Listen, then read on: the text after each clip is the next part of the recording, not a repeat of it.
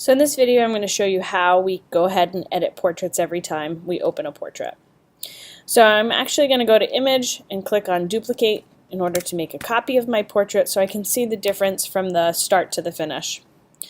And the first thing I'm going to do is adjust my levels. So I'm going to take this white arrow, bring it over to the edge of the histogram. You'll see how it's opened up all my highlights, giving a better range of value. And because this is a portrait with direct light, the shadows are a little bit dark, so I'm actually going to take this gray arrow and move it over just slightly. I still have dark areas, but I've opened up this a little bit more. I also want to add a little pop of color, so I'm going to click on Hue and Saturation and increase my saturation. So because now I don't need these two adjustment layers, gone from there to there, I'm going to click on Flatten Image, and now I can go ahead and use the Band-Aid tool to get rid of some of my blemishes. But I'm not going to go too crazy with that because we're going to use a filter to smooth out our skin. You can take the Dodge tool, and with your exposure at less than 50%, you can go in and paint your eyes just to make your eyes pop a little more, and also your teeth. You just want to be careful that you don't overdo it, because then your teeth look like you're glowing. The opposite of the Dodge tool is the Burn tool.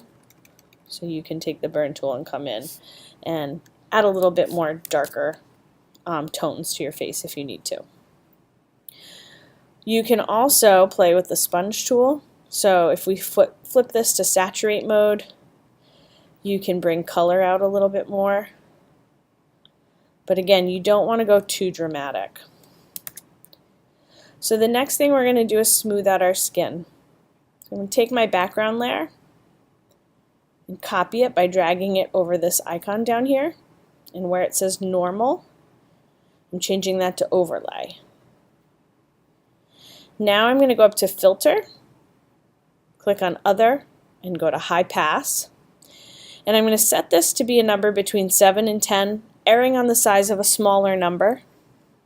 You'll see why later. And I'm going to hit OK.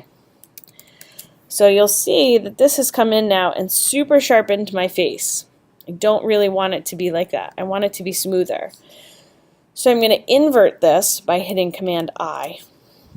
Now my skin looks much better. But I've lost detail in my eye because everything is blurry. So I'm going to add a layer mask to cut away the blur at the top to expose the sharpness below.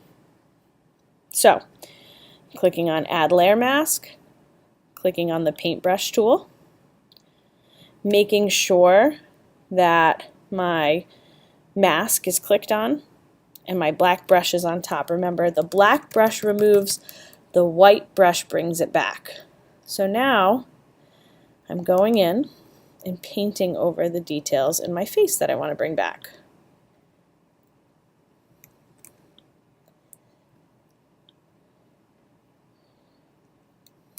Probably want to bring back my ears, my hair, so it's not so soft looking.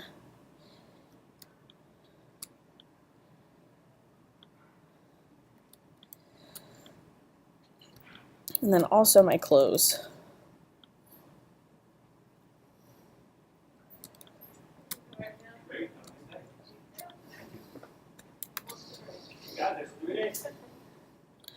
So now you can see the difference between where my picture ended up and where it started.